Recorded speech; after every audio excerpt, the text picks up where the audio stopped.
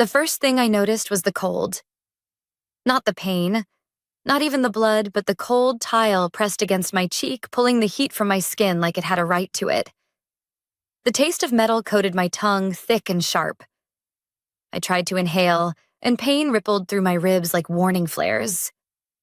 I blinked, my vision blurring and clearing in waves until I saw his shoes. Ethan's shoes just a few feet away from my face. He wasn't speaking. He wasn't helping. He just stood there for a moment like he had somewhere better to be. And then he turned, stepped over my legs like I was a misplaced rug, and walked out of the apartment. I heard the door shut behind him with a casual click. I waited for footsteps coming back, for Lily's voice, for anything that would make sense of what had just happened. But the silence stayed. My phone buzzed weakly against the floor beside me. The screen cracked, but still alive. I rolled just enough to see the message. "Stay away from us." I stared at it. The words didn't sting. They sliced. She didn't ask if I was okay. Didn't apologize. Didn't even pretend to be confused. She had chosen him fully and without hesitation. And in doing so, she had unchosen me. My fingers trembled as I typed back a single word. Done. I didn't cry. Not yet. Something was shifting, quiet, seismic. It wasn't that I stopped loving my sister in that moment. It was that I stopped asking her to love me back. I sat up slowly, using the countertop to brace myself. Every breath was a reminder, but not the kind that begged for pity. The kind that tells you you're still alive, still capable, still in control of something. And in that silence, something unfamiliar settled inside me. It wasn't rage. It was resolve. Even before the bruises had started to bloom, I knew the pain ran deeper than that night. This didn't start with Ethan's fist. It didn't even start with Lily's silence. It started years ago in smaller ways, when being overlooked was called keeping the peace. I was always the one who made things easier, the one who got straight A's without needing praise, who brought her own snacks to family trips so mom wouldn't have to pack extra, the one who folded laundry at 14 because Lily wasn't good at it, and who stayed quiet at dinner so my father wouldn't snap when he was tired. Lily, she was sunshine. Even when she did nothing, she shimmered. I still remember the year she got hired at a boutique in the mall. My mother acted like she'd landed on Forbes' list. "She's finding herself," she said to anyone who'd listen. That same week, I'd been promoted to lead UX designer for a national campaign. When I shared the news over dinner, my mother smiled thinly and said, "That's great, honey, but just don't lose sight of the bigger picture. You know, marriage a family." My achievements were fine as long as they didn't get too loud. As long as they didn't make anyone else uncomfortable. When Lily got engaged to Ethan, the whole family buzzed like he was royalty. Finally, Mom whispered to me once, "She's got her future in place. Now we just need to find someone for you." Like I was a glitch needing repair. Like my life without a man was an unfinished sentence. That's when it really clicked. I wasn't their daughter. I was their backup plan, their extra set of hands, their emergency contact, the one they could lean on when things fell apart and ignore when they didn't. I let it happen. I folded myself smaller and smaller until all that was left was the version of me that kept everything functioning. But when I felt that tile against my cheek when my sister told me to stay away, I realized something that cracked through years of conditioning I had been built to be forgotten. And I was finally ready to disappear on my own terms. I reached for my phone again, this time not to reply, but to check something else. The mortgage pre-approval was still sitting in my inbox. I scrolled past the highlighted terms, the digital signature field already flagged with my name. I had almost forgotten it was there almost. It started months ago when Lily and Ethan came to me in a panic over their financing. They'd been denied once already. Ethan's credit was a mess from 2 previous business ventures that folded within a year. Lily was freelancing, sporadic income, and inconsistent tax records. They needed someone stable, solid, a sure thing. They needed me. "We just need your name on the paperwork." Lily had said, her voice coded in ease like it wasn't a big ask. "You won't be responsible unless something goes wrong. Something always goes wrong." I helped anyway. I sat with Ethan to comb through his credit report, walking him through how to challenge the collections and negotiate settlements. I even connected them with a mortgage advisor I trusted. I fronted the move-in deposit when Lily's first payment was delayed.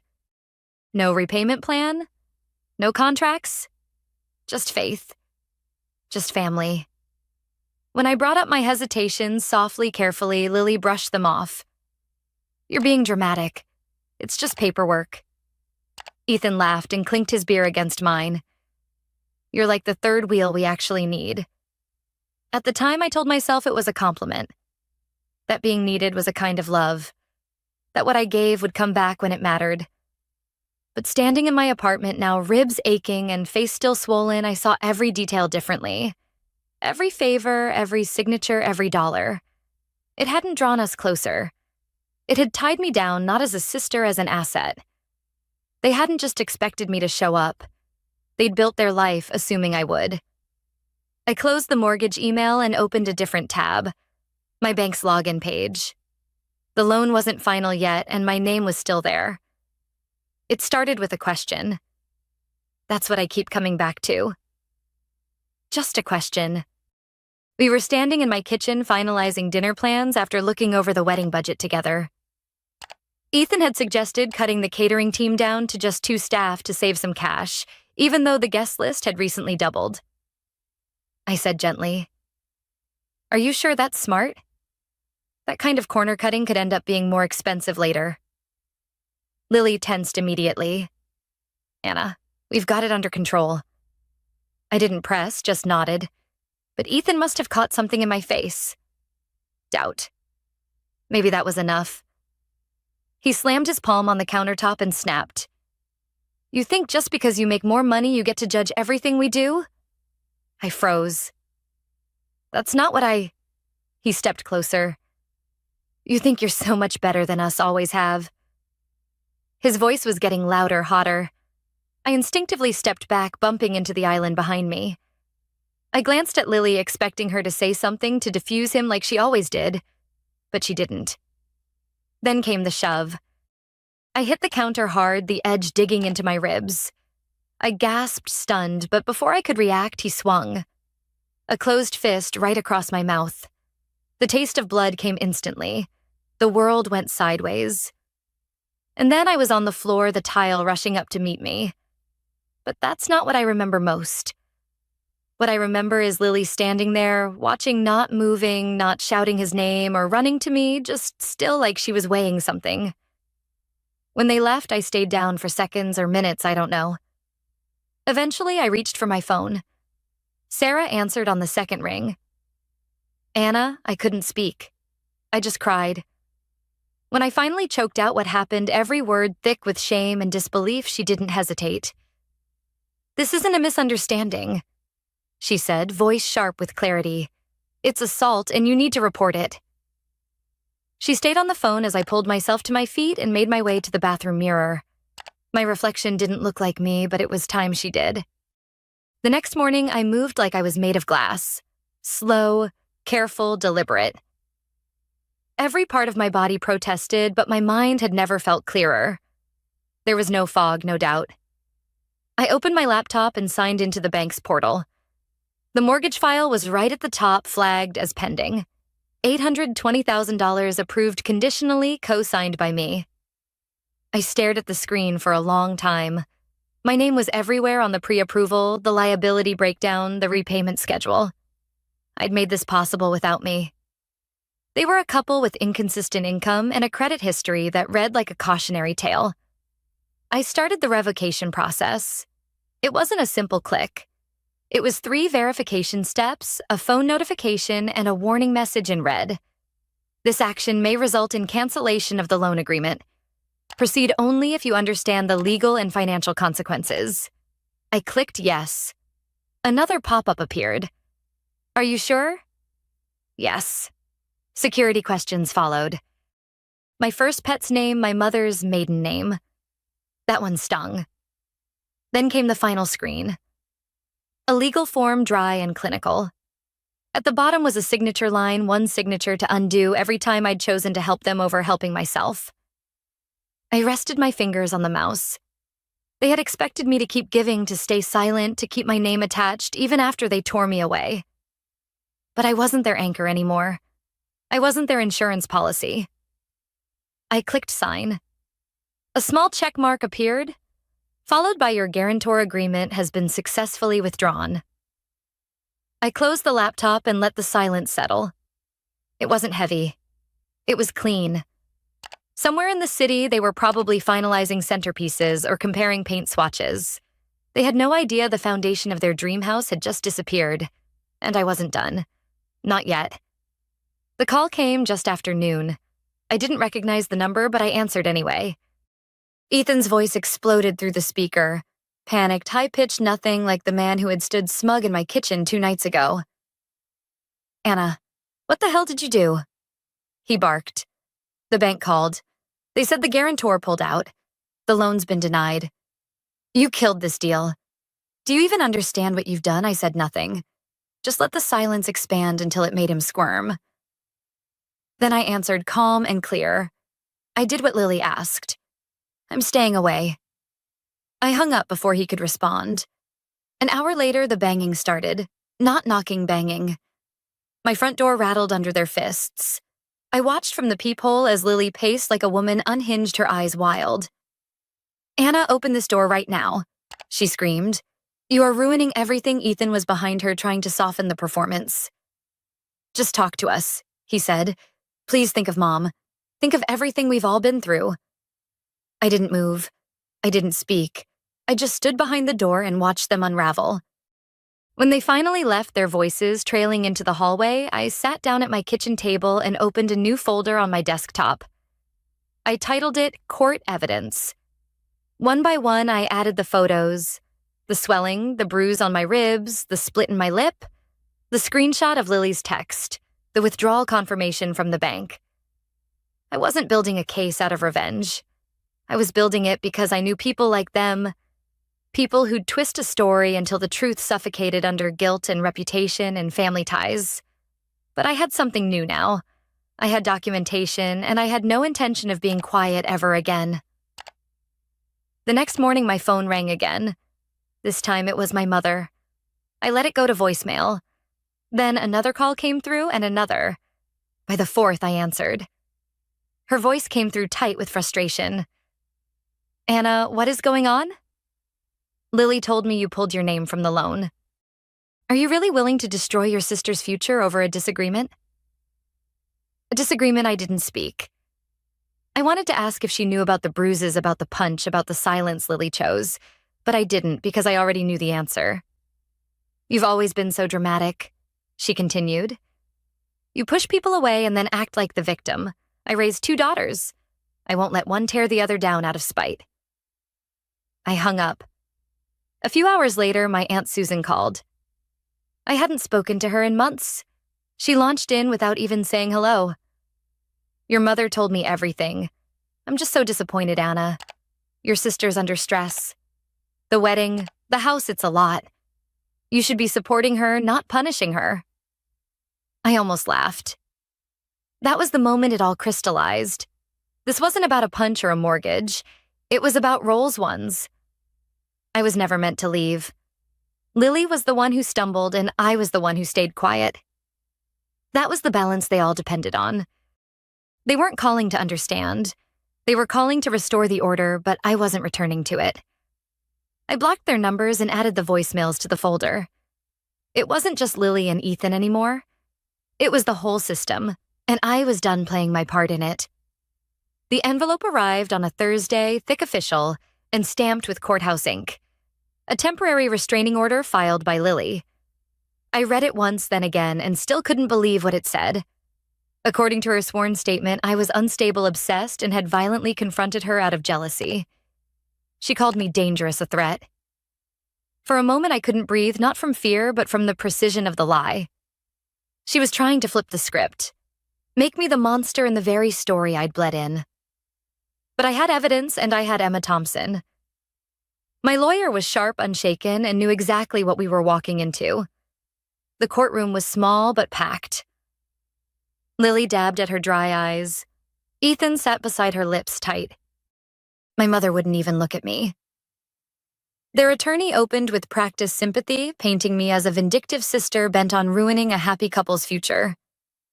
They twisted every fact into suspicion, every silence into guilt, and then it was our turn. Emma didn't posture. She laid out facts. First, the photos. High-resolution time-stamped. My face, my ribs, my split lip. Next, the medical report. Blunt force trauma, internal bruising, consistent with physical assault. Finally, the footage. Grainy, silent, undeniable. The courtroom went still as the video played. Lily, lunging me, shoved backward Ethan, watching and walking away. The judge turned to them after a long silence. "Petition denied," she said sharply. "And consider yourself fortunate Miss Carter isn't filing charges." They didn't speak. They couldn't. I didn't celebrate. I just gathered my things, nodded at Emma, and walked out with Sarah. But the hallway wasn't empty. Not yet. She was waiting for me just outside the courtroom. Shoulders tense, mascara smudged like she wanted it to look accidental.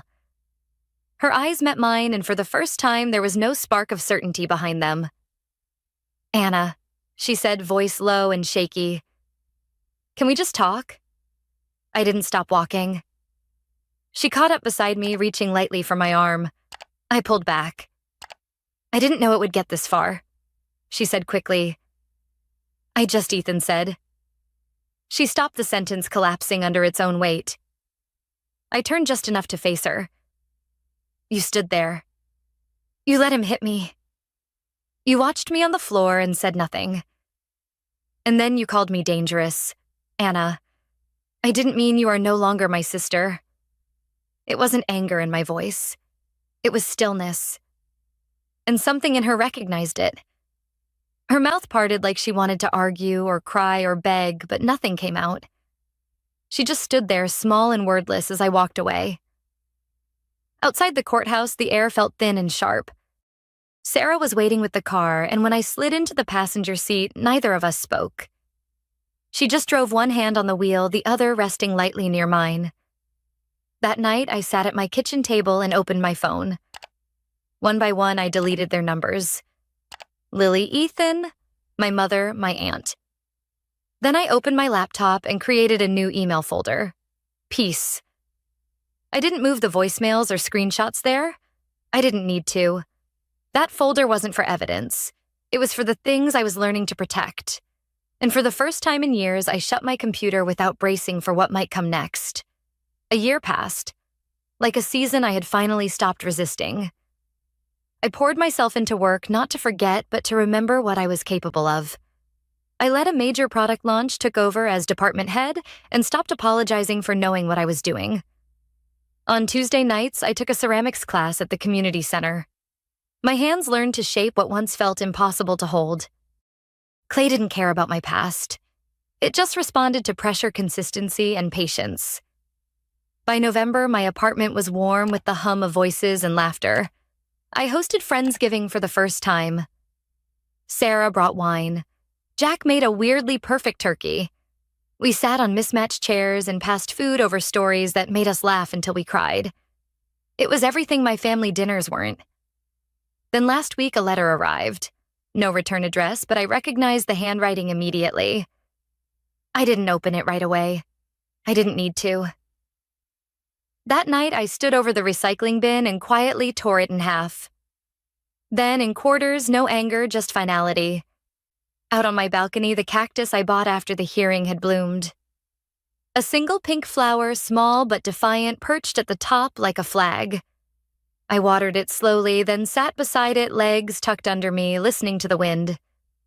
I used to think strength meant never cracking. Now I know it's what you grow in the cracks.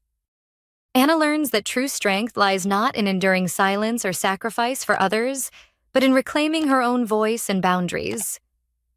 Years of being the dependable, overlooked sister taught her to prioritize others' needs, even at her own expense. The assault by Ethan and Lily's betrayal shattered that role, revealing a family dynamic that demanded her compliance. By withdrawing from their mortgage and documenting the truth, Anna discovers that strength grows from the cracks of pain, not from avoiding them. She embraces self-worth, choosing to protect her peace and build a life on her own terms.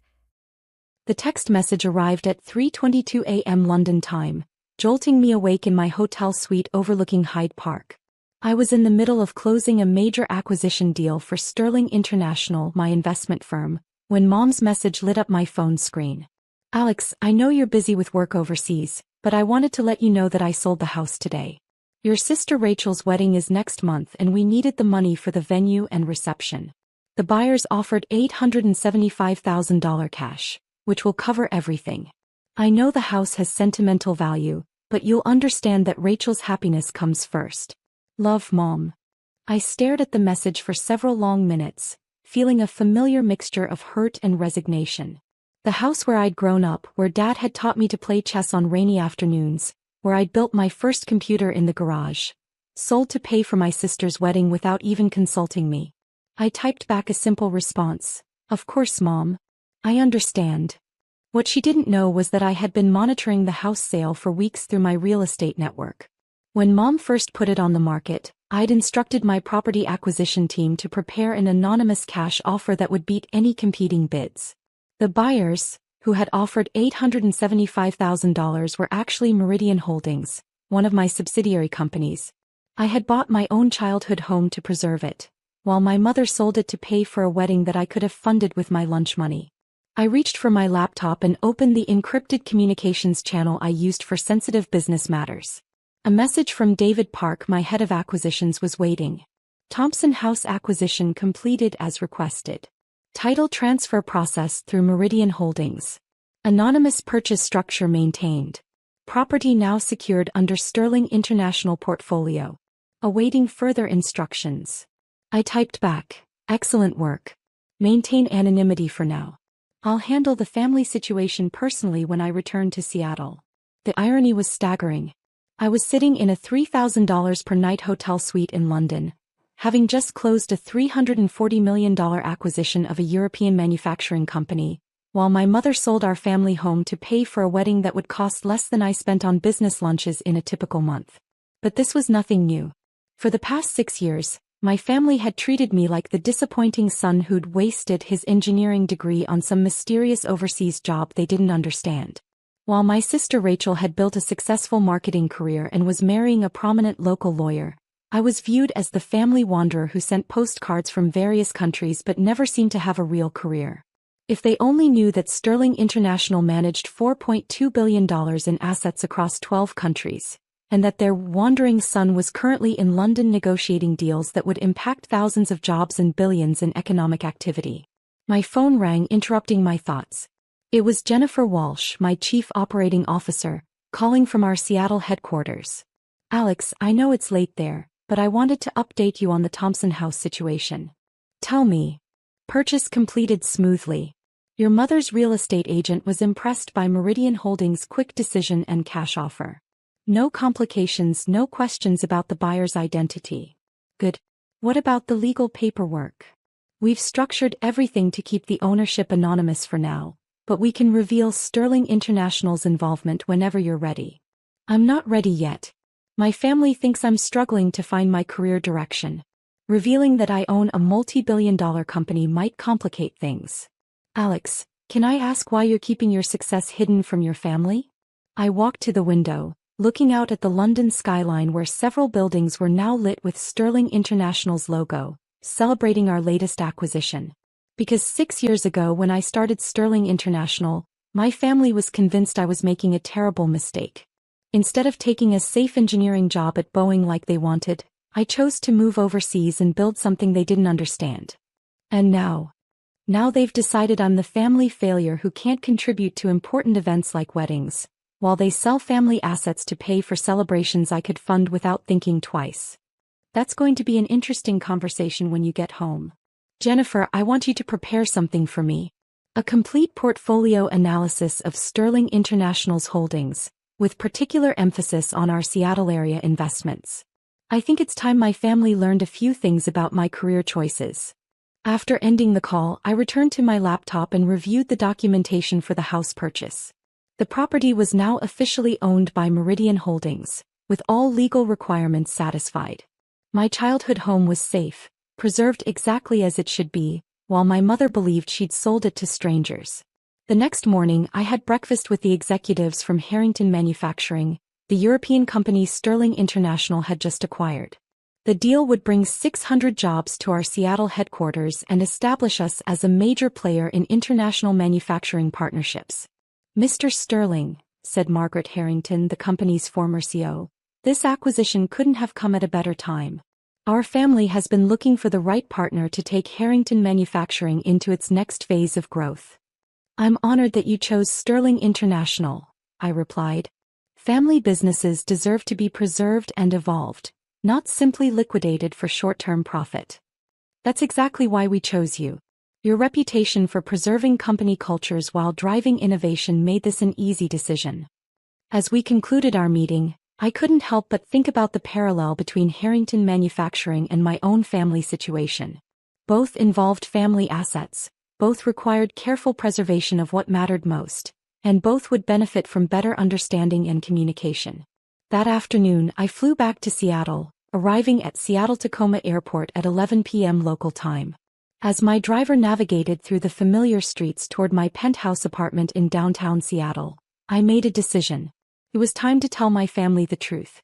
The next morning, I called David Park into my office at Sterling International's headquarters.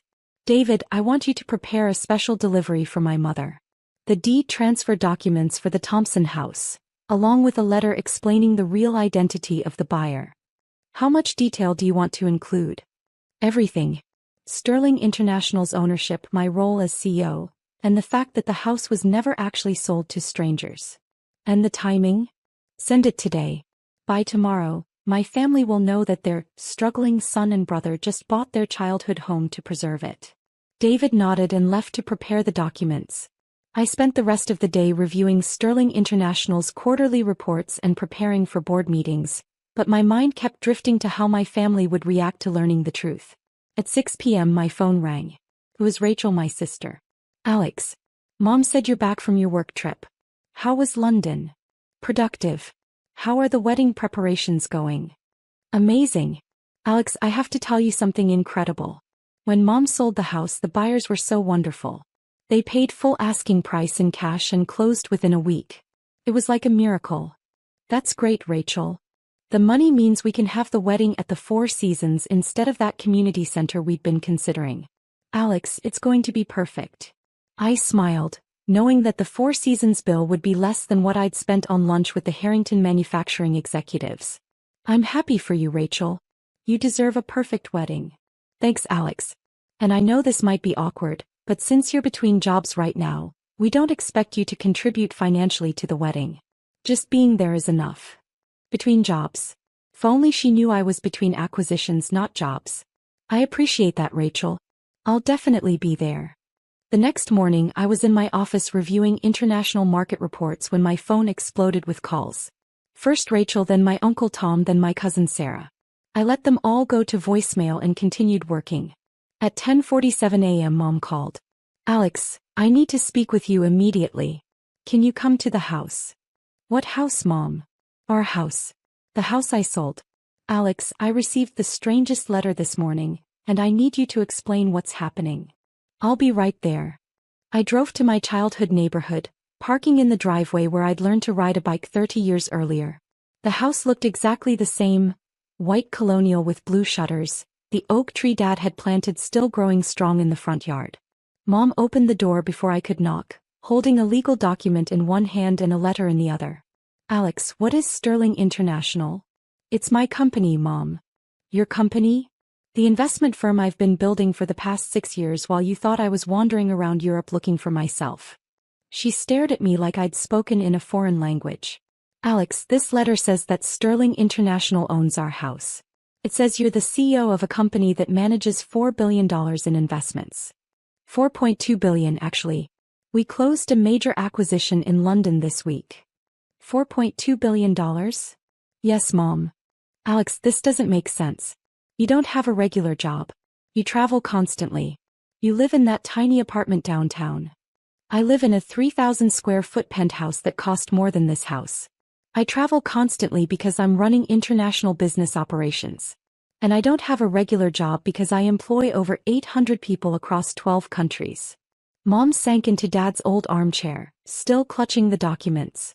The letter says you bought the house anonymously to preserve it. That's correct. But why didn't you tell me? Why didn't you offer to help with Rachel's wedding expenses? Because 6 years ago when I started Sterling International, you and the rest of the family made it clear that you thought I was making a terrible mistake.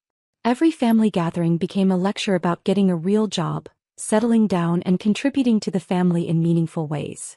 But if you have all this money... Mom, I've been trying to contribute to the family for years. Remember when Uncle Tom's restaurant was failing and someone made an anonymous payment to cover his rent for 6 months? Her eyes widened. That was you. Sterling International's Community Investment Division. And when Rachel needed help with her student loans 3 years ago, and that mysterious scholarship appeared to cover the remaining balance. That was you too? I've been helping this family for years, Mom. You just never knew it because every time I tried to explain my work I got lectures about responsibility and stability. She was quiet for several minutes, processing the information. Alex, how much is your company worth? Sterling International's total assets under management are valued at approximately $4.2 billion. My personal stake in the company is worth about $860 million. $860 million? Mom, the house you sold to pay for Rachel's wedding? I bought it for sentimental value, not because I needed another property investment. The purchase price was less than what I spend on office supplies in a typical quarter. And Rachel's wedding expenses? I could pay for Rachel's entire wedding with the money I earn in interest while we're having this conversation. She stood up and walked to the window, looking out at the street where I'd played as a child. Alex, I feel like I don't know you at all. You don't know me because you never asked about my life. Every conversation has been about what I should be doing differently, not about what I was actually accomplishing. But why didn't you insist on telling us? Because I got tired of having to prove myself to people who had already decided I was a failure. It was easier to let you believe whatever you wanted to believe while I focused on building something meaningful. My phone chimed with a text from Jennifer. Board meeting moved to 2 p.m. Japanese investors arriving early for due diligence review. Mom, I have to go. I have a board meeting at Sterling International in an hour. A board meeting? With investors from Japan who are considering a partnership that could expand our operations into Asian markets. She walked me to the door, still looking stunned. Alex, can you forgive us for not understanding? There's nothing to forgive, Mom. But I need you to understand that I'm not the family failure you thought I was. I'm successful, I'm proud of what I've built, and I've been taking care of this family in ways you never realized. What happens now? Now you keep living in the house like you always have. The deed is in Sterling International's name, but this is your home for as long as you want it to be. And Rachel's wedding? Will be perfect. In fact, I'd like to cover any additional expenses she might want. Upgraded flowers, better music, premium catering, whatever would make her day special. Alex, that's incredibly generous. It's what family does, Mom. We take care of each other. That evening, I was back in my penthouse reviewing reports from the Tokyo markets when Rachel called. Alex, Mom told me everything. About your company, about the house, about the anonymous help you've been providing. How do you feel about it? Shocked, grateful, and honestly a little ashamed. Why ashamed? Because we've been treating you like you needed our advice about your career when you've actually been more successful than any of us imagined. Rachel, success isn't about money.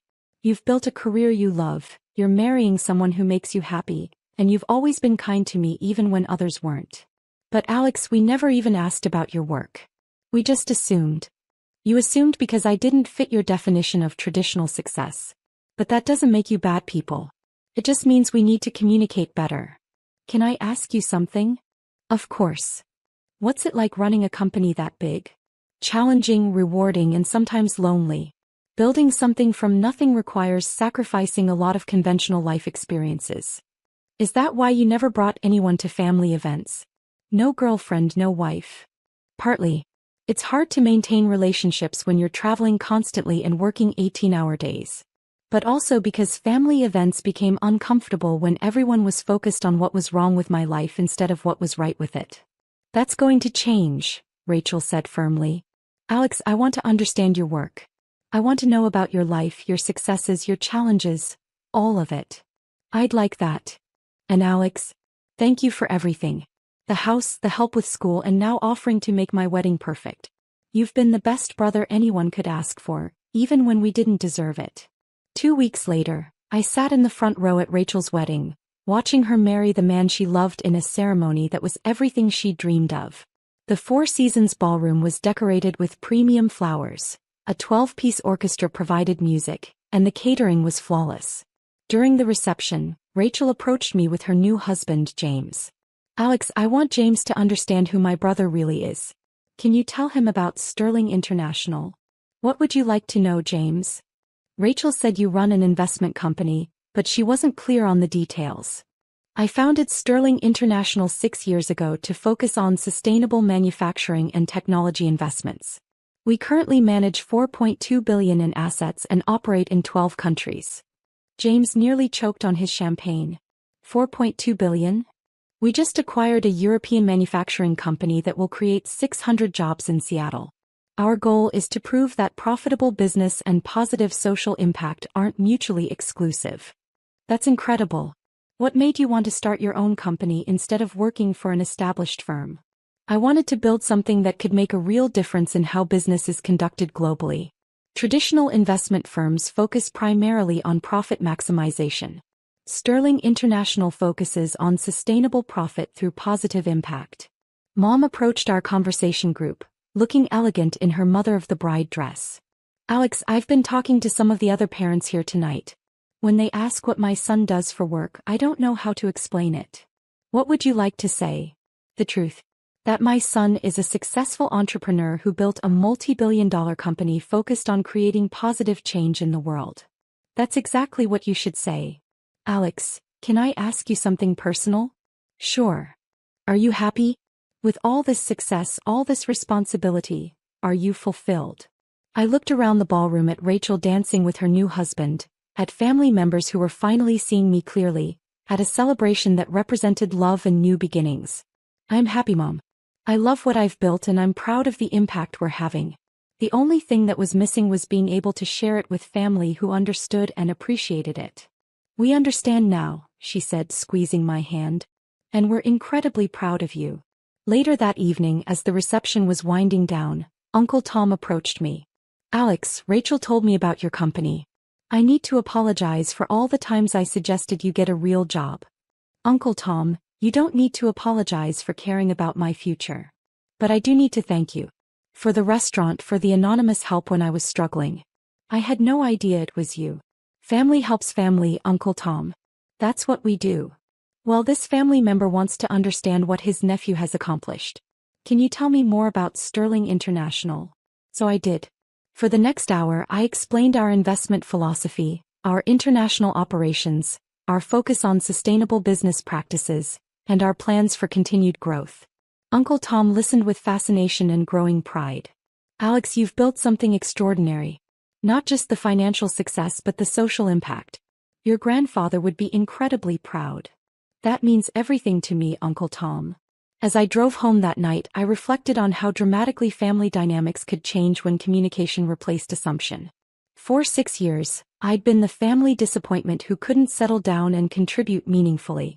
In one conversation, I'd become the family success story who'd been quietly taking care of everyone.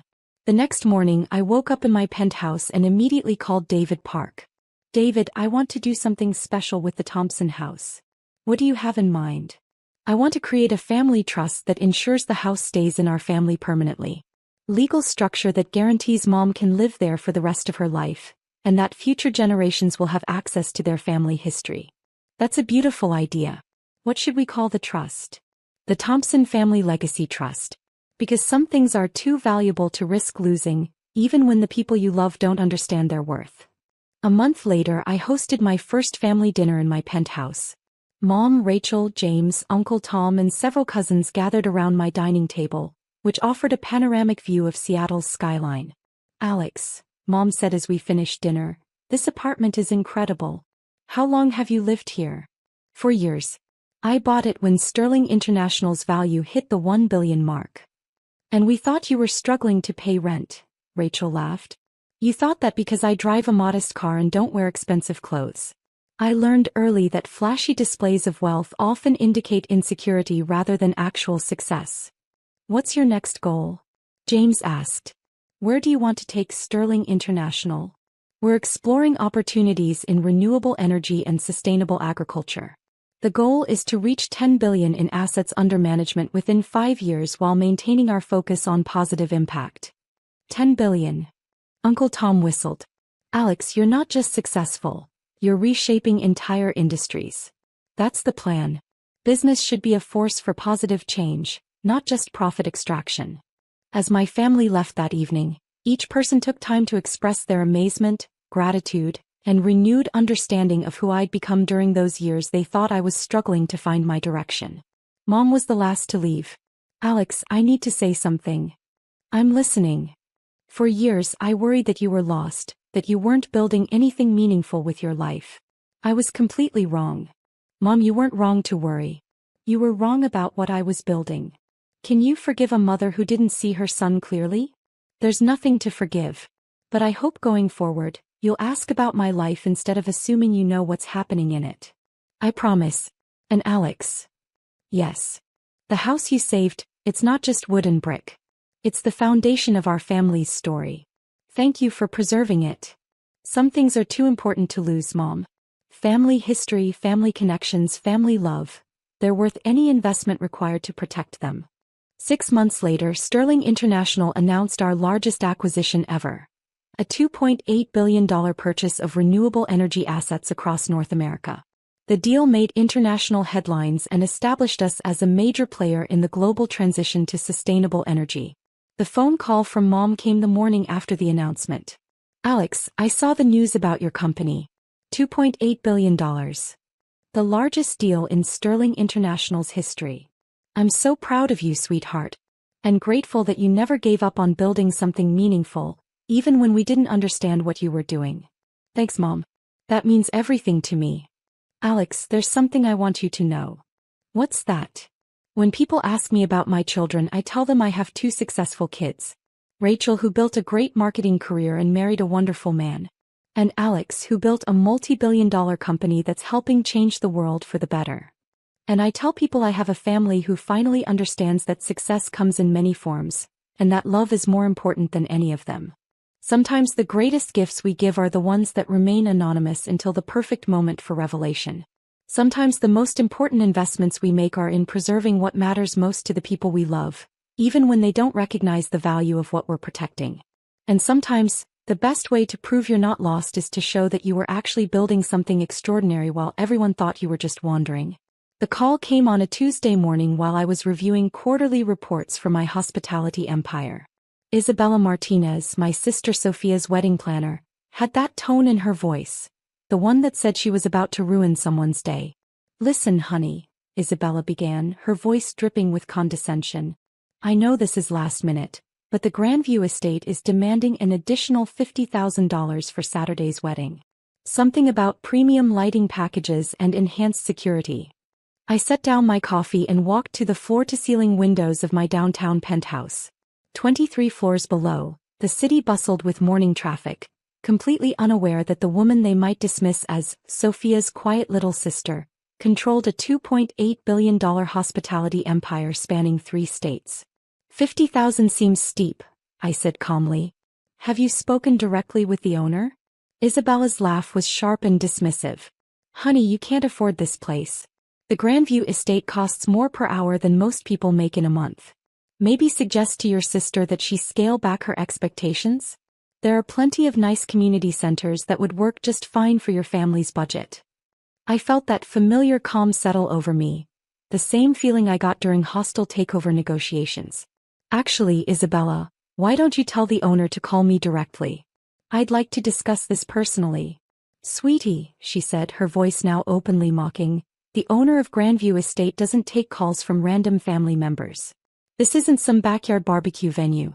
We're talking about the most exclusive wedding destination in the state. Now, can you cover the $50,000 or not? I'll handle it, I said simply and hung up. 20 minutes later my phone rang. The caller ID showed Grandview Estate Management, which was actually the direct line to my property management company. Ms. Thompson, came the familiar voice of Marcus Reynolds, my head of operations. I just got the strangest call from a wedding planner named Isabella Martinez. She's claiming we're demanding an additional $50,000 for the Carmichael Sophia Thompson wedding this Saturday. I told her there must be some mistake, but she insisted and became quite rude when I asked to speak with the family directly. I leaned back in my leather chair, a smile playing at my lips. What exactly did she say? She told me, and I quote, "The family can't afford your ridiculous upcharges, but they're desperate enough to try." She also mentioned something about the bride's sister being completely out of her depth, trying to negotiate with people like us. The irony wasn't lost on me. 3 years ago, when I'd quietly purchased the Grandview estate along with 15 other luxury venues across the region, I'd kept the acquisition under my holding company's name. Even my own family had no idea that their struggling daughter and sister, the one who drove a 10-year-old Honda and lived in a modest apartment, owned the very venue where Sophia was planning her dream wedding. "Marcus," I said, "please call Ms. Martinez back. Tell her that due to the confusion, we're implementing our premium conflict resolution protocol." "Which protocol would that be, Ms. Thompson?" "The one where we require all additional charges to be approved directly by the ownership group. Schedule a meeting for this afternoon at 2 p.m. And Marcus, make sure you mention that the owner will be attending personally." After hanging up, I called my sister. Sophia answered on the second ring, her voice tight with stress. "Emma, thank God. Isabella just called me freaking out about some additional costs. She says we need $50,000 more or they'll cancel the wedding. I don't know what to do. Mom and Dad already think we're overspending, and David's parents have been making comments about us being financially irresponsible." My heart ached hearing the worry in Sophia's voice. She'd been planning this wedding for 18 months, working double shifts at the marketing firm to save every penny. Meanwhile, our parents had made it clear they thought the Grandview estate was above our station, and that Sophia should have chosen something more practical. "Don't worry," I told her. "I'm handling it. Emma, you don't understand. This isn't like when we were kids and you'd give me your allowance money. $50,000 is real money. Isabella says the owner is some kind of billionaire who doesn't care about small clients like us. If only she knew. Trust me, sophomore. Your wedding is going to be perfect." At 1:45 p.m., I arrived at the Grandview estate in my Honda, parking next to Isabella's gleaming BMW and what I assumed was Sophia's car. The estate was one of my favorite properties, a restored 1920s mansion set on 40 acres of manicured gardens, with crystal chandeliers, marble floors, and enough old-world elegance to make any bride feel like royalty. I found Isabella in the main ballroom, gesticulating wildly while talking on her phone. She wore a designer suit that probably cost more than most people's monthly rent, and her perfectly manicured nails clicked against her tablet as she spoke. "No, I don't care what the owner says," she was saying. "These people are clearly out of their league. Maybe we should suggest they find a venue more suited to their budget. I have 3 other weddings this month that could pay double."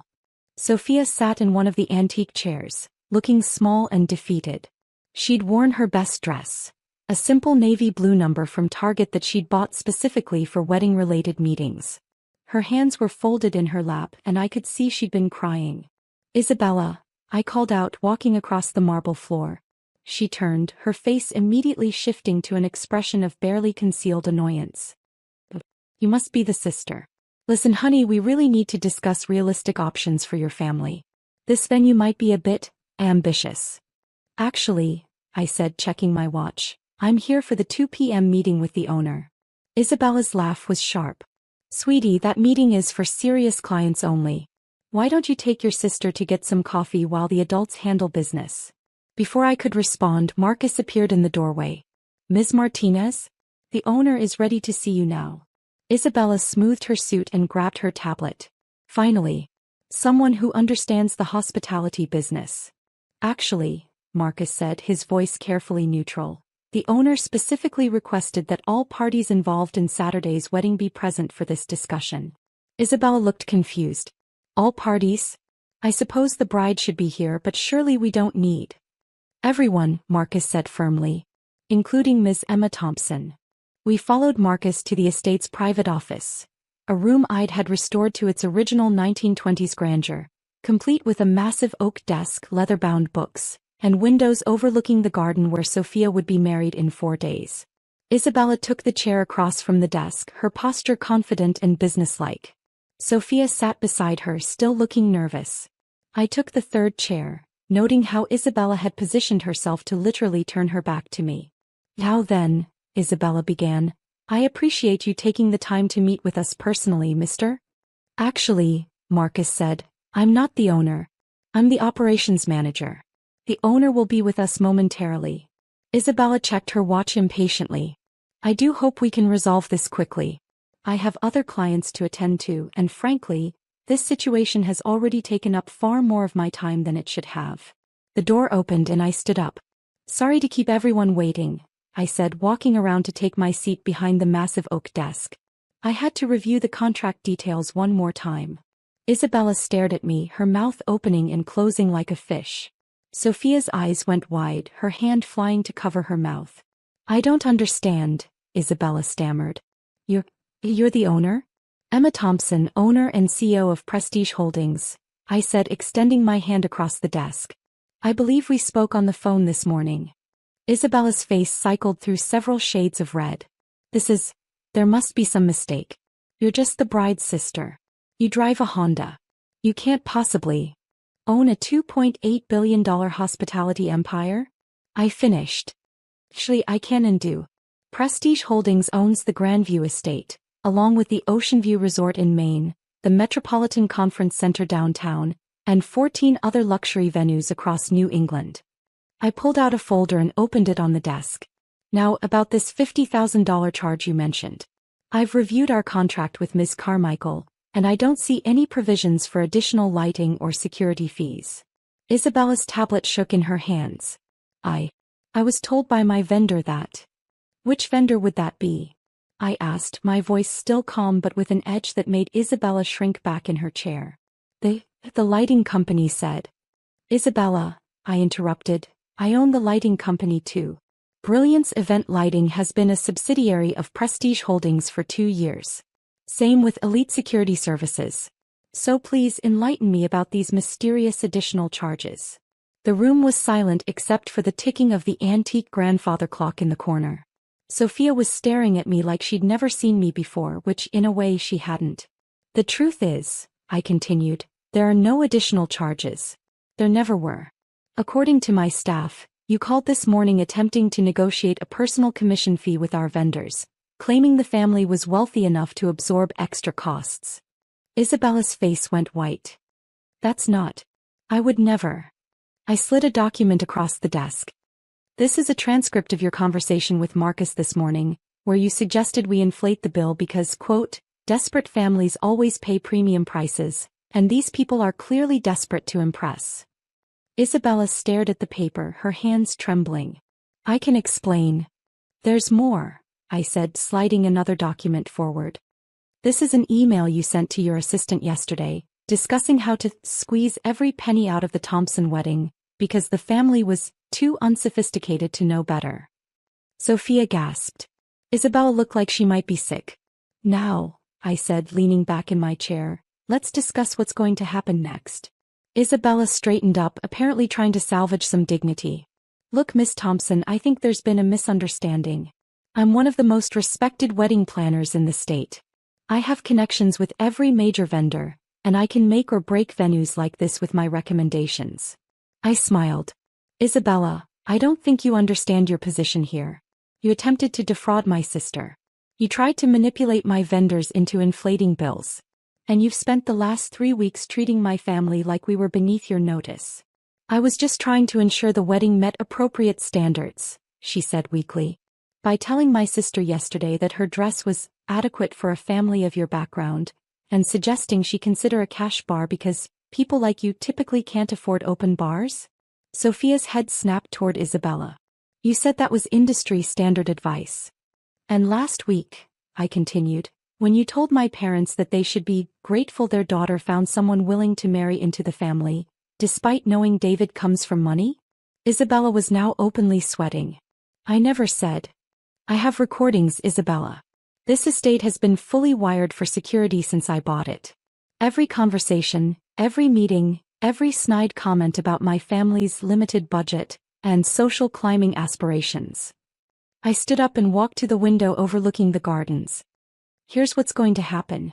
You're fired, effective immediately. My event team will handle the final details for Saturday's wedding. You can't do this. Isabella protested. I have a contract with the bride. Actually, I said, turning back to face her, according to the contract you signed with my sister, all vendor relationships are subject to venue approval.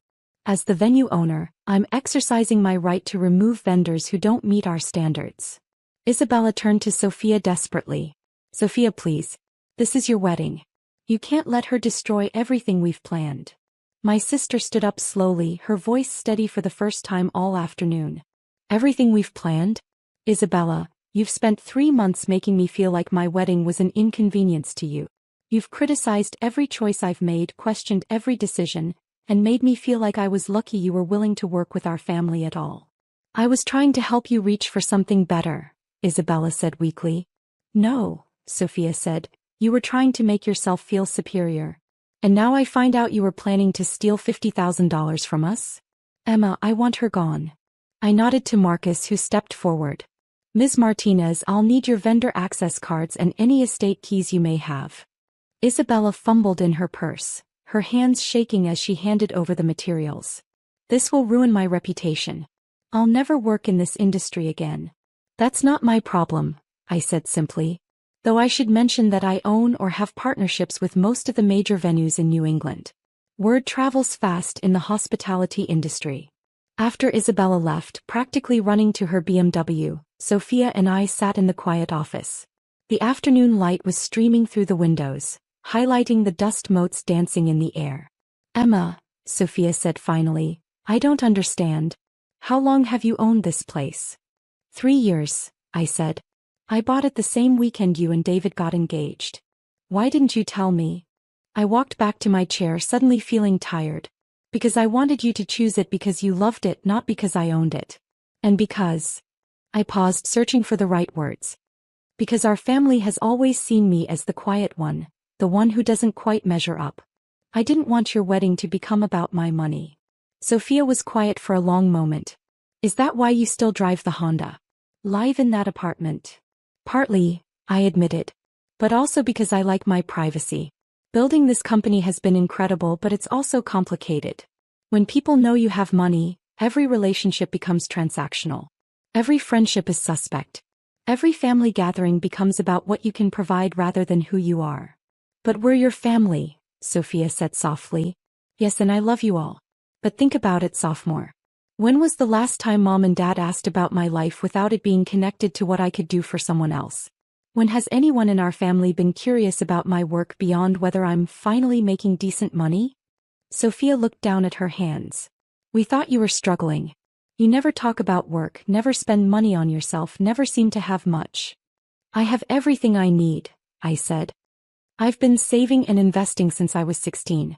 I built this company by being careful, by living below my means, by making smart decisions instead of flashy ones. The apartment I live in? I own the building. The Honda. It's paid off and reliable. I don't need to prove my success to anyone. But Isabella was so horrible to us. She made me feel like we were charity cases. People like Isabella exist everywhere, I said. They judge based on appearances, on what car you drive or how much you spend on clothes. They can't see past their own shallow assumptions. Marcus knocked on the door and entered. Miss Thompson, I have the revised wedding timeline. We've taken over all vendor coordination and everything is on schedule for Saturday. What about the menu changes Isabella mentioned? Sophia asked nervously. There were no menu changes, Marcus said with a smile. Ms. Martinez was apparently planning to upgrade you to our premium package and pocket the difference. Your original choices were perfect. After Marcus left, Sophia and I spent an hour going over the final details. As we talked, I watched my sister transform from the nervous, uncertain woman who'd been sitting in this room an hour ago into the confident, excited bride she should have been all along. Emma, she said as we prepared to leave, I need to ask you something. Anything. The money Mom and Dad have been lending me for wedding expenses, that came from you, didn't it? I didn't answer immediately, which was answer enough. They don't have that kind of money, she continued. Dad's been stressed about retirement savings and Mom keeps talking about needing to work longer than planned. But suddenly they had $20,000 to help with my wedding. Your wedding is important, I said simply. Emma, why do all this and let everyone think you're struggling? I looked around the office at the restored woodwork and carefully chosen antiques, at the windows overlooking gardens where my sister would marry the man she loved in 4 days. Because this is what family should be, I said. Not transactions or obligations or keeping score. Just people who love each other enough to make each other's dreams come true. Sophia hugged me then, crying and laughing at the same time. I can't believe you did all this. Your wedding is going to be perfect, I told her. No stress, no additional charges, no Isabella. Just you and David and everyone who loves you celebrating your happiness. Saturday arrived with perfect spring weather. I wore a simple dress from my closet. Not because I couldn't afford better, but because that's who I was. The woman who chose substance over flash, who built empires quietly, who showed love through actions rather than announcements. The ceremony was everything Sophia had dreamed of. The gardens were perfect, the flowers were stunning, and my sister was radiant as she walked down the aisle toward David, who looked at her like she was the most precious thing in the world. During the reception, I watched our family celebrating. Mom and Dad were relaxed and happy, not worrying about money for the first time in months. Our aunts and uncles were impressed by the elegance of the venue, and David's family was clearly seeing our family in a new light. Isabella's replacement, a lovely woman named Carmen who I'd worked with on other events, made sure everything ran smoothly. She treated every guest with respect, handled every detail with care, and made Sophia feel like the most important bride in the world. Near the end of the evening, my father approached me as I stood on the terrace overlooking the gardens. Emma, he said, I need to thank you. For what, Dad? Sophia told me what happened with the wedding planner. About how you handled everything. He paused, looking out over the estate. She also told me about the money we've been giving her. Money that came from you. I didn't say anything, just waited. I don't understand how you did it, he continued. How you built something like this without any of us knowing. But I'm proud of you. And I'm sorry we never asked the right questions. You don't need to apologize, Dad. Yes, I do. He turned to face me. We made assumptions about your life, about your choices. We saw what we expected to see instead of looking for who you really are. Later that night, after the last guest had left and the cleanup was complete, Sophia found me in the estate's kitchen, sharing a quiet drink with Marcus and Carmen. There she is, Marcus said, raising his glass. The woman who threw the wedding of the year and managed to stay completely anonymous while doing it. Not completely anonymous, Carmen added with a grin. Half the guests spent the evening asking who owned this incredible place. What did you tell them? I asked. That the owner values privacy above all else, Carmen said. Though I think a few people are starting to put pieces together. Sophia sat down beside me. Emma, I have something for you. She handed me a small wrapped box. Inside was a silver picture frame containing a photo from earlier that day.